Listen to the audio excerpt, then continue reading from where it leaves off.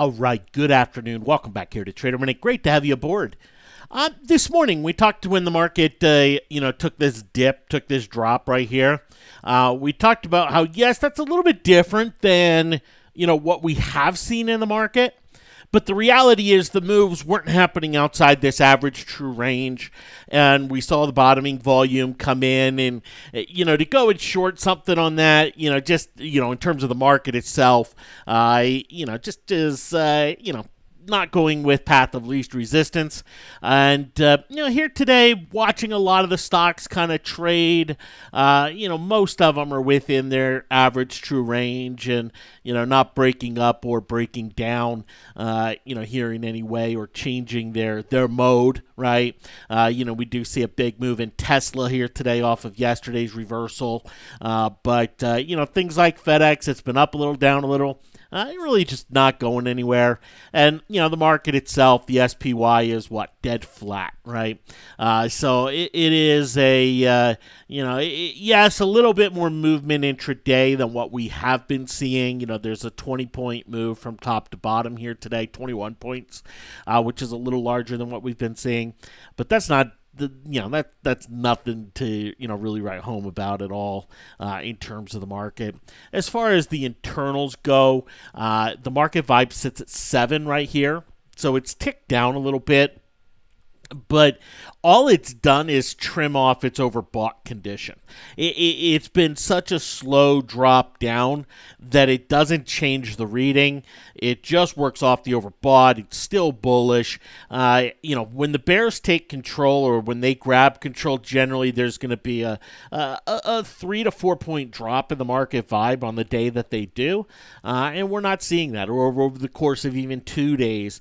But we're just not seeing that, come into play here with the market. But, market pretty much same thing that it's been.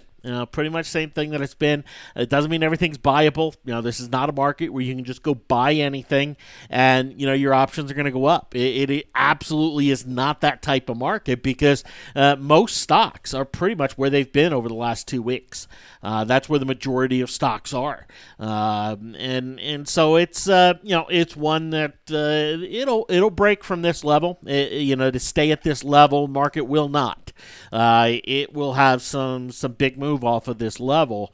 If it goes higher, it'll be a slow bleed higher. If it goes lower, it's probably going to be pretty abrupt and pretty quick. I do think the level that was created here this morning is an important level to watch. I don't think we can go back in hindsight or look over the last 2 weeks and say that any of the levels have any significance now. Their significance is gone, right? We talked about them in real time, the Fed level and everything else and the significance of the levels in real time and if they broke. But, now those events are gone. They're so minor, it doesn't mean a thing. Today created a level that, could matter if it's broken. And I think that if you're buying, you buy off of this morning's low. Right, if you're bullish and you're out there buying, you're long and strong unless today's lows break, and then you have to kind of rethink things overall. But that's about it, when it comes to the market itself. Now, some of the individual stocks out there, we've seen a lot more breaks of the 7-day moving average.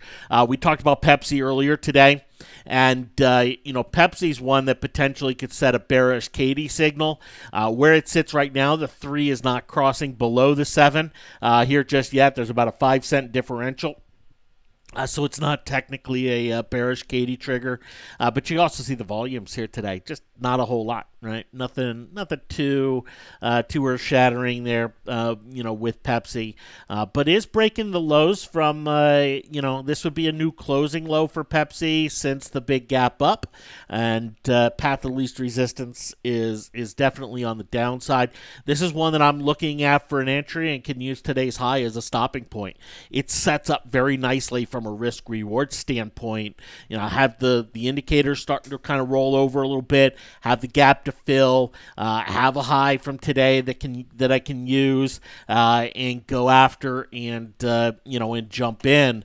And if you look at the options, they're better than what they were earlier today. I wasn't a big fan of them earlier today, how they sat. But, you look at something like the March 116 puts, right? It has a delta of about 60 cents. So a $4 move is kind of what it needs to double the money. So down to 111. Okay, that's a ways away. But this is Pepsi. When it moves, right? When it moves, it absolutely moves. And the stop level about 80 cents away. So about 25% risk on that. Taking into account the gap and how quickly it can move or shoot out of the gates one way or the other. But that is the trade setup that I'm looking at as we go into the close. I don't have as much cash as I did at the open here today. I did go get into some Halliburton, here this afternoon. And, this is just one that we've seen kind of two bullish breakout actions fail. Today we saw oil up $1.80 and Halliburton, it rallied just a little bit, but, faded again at a lower point. And we've seen the highs get lower and lower here over the last several days. So I said, okay, I'm going to go get into it. 32 is a decent stopping level here for it. And, breaks on down. This is something where, down in the 27-28 area is where it could easily go. So, good risk reward going after it, here today. It does have a 3-7 crossover on it, a downside 3-7 crossover here on it. I don't know if it'll qualify as a KD signal or not yet, but, it does have that element here associated with it. I've been watching FedEx, looking for a chance on FedEx. Just not going anywhere, right? I mean, it's just absolutely stuck. And, I know when it comes to FedEx, when you start getting into it, $1 here and $1 there look like big moves. But the reality is they are absolutely not. With the way FedEx moves, $1 or $2 is absolutely inconsequential in terms of the overall stock price movement. But you can see the lows, this kind of 180 level still holding.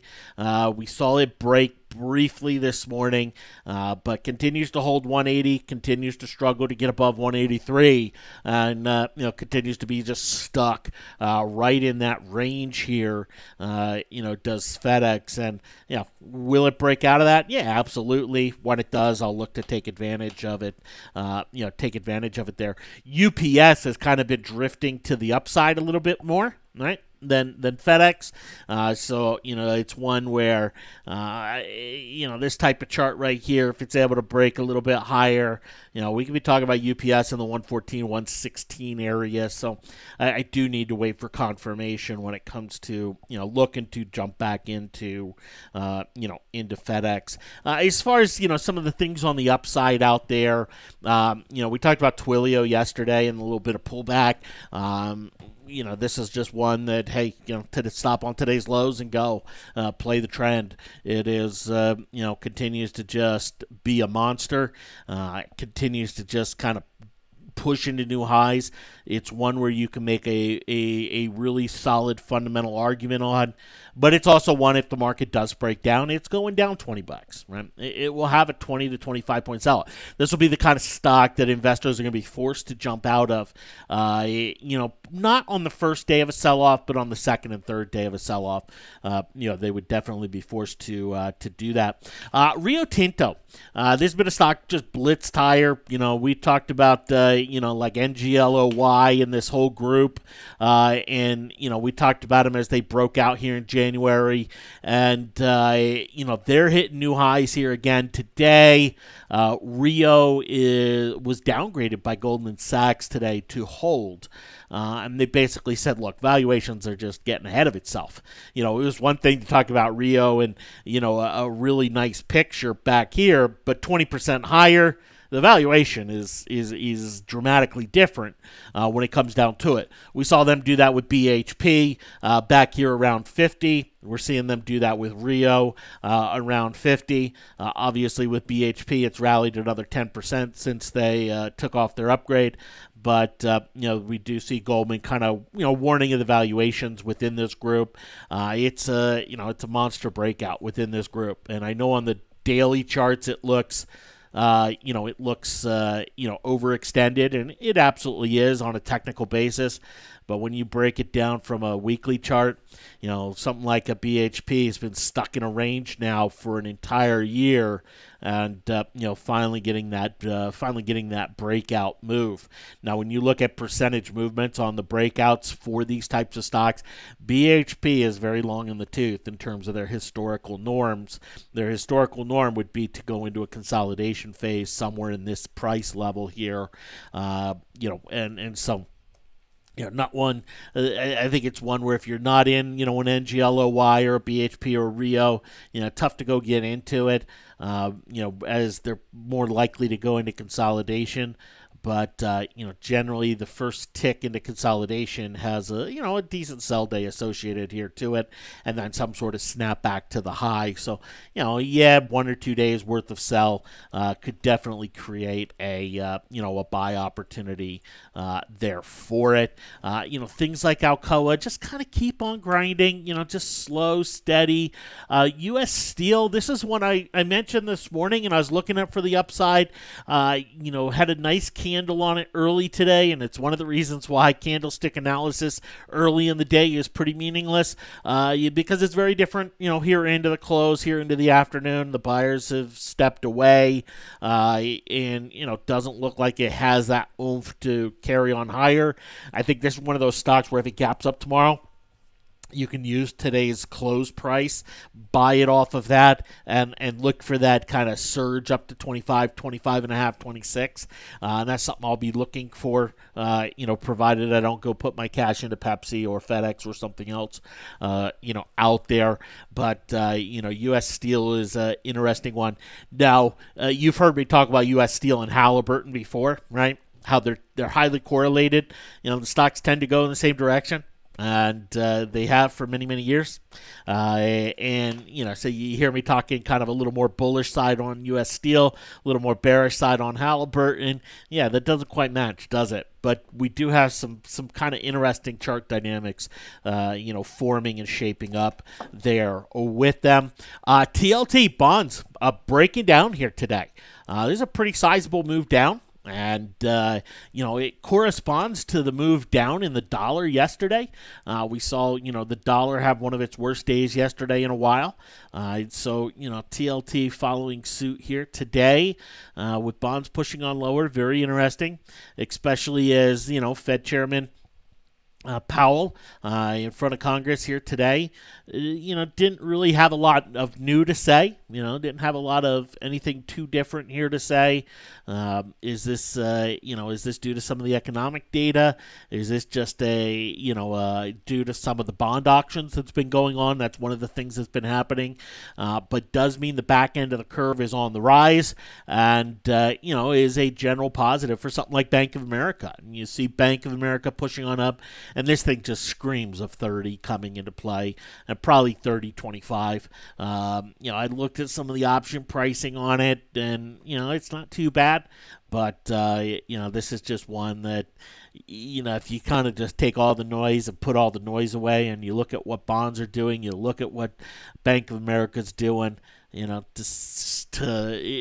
odds of it pushing up into the 30s are very, very strong here. And, the only reason it wouldn't is if the market itself breaks on down, which, you can say about any kind of stock, out there today. All right. So those are some of the things kind of happening here, this afternoon. Again, MarketVibe is 7, so no real change there. And, I did get into some Halliburton. I'm looking at some of these others, here into the close. I'll make a decision here in the next 10, 15 minutes. If I do jump in, an order will most certainly go on out. Okay. Thanks for hopping on. Have yourselves a great one, and we'll talk to you tomorrow. Take care.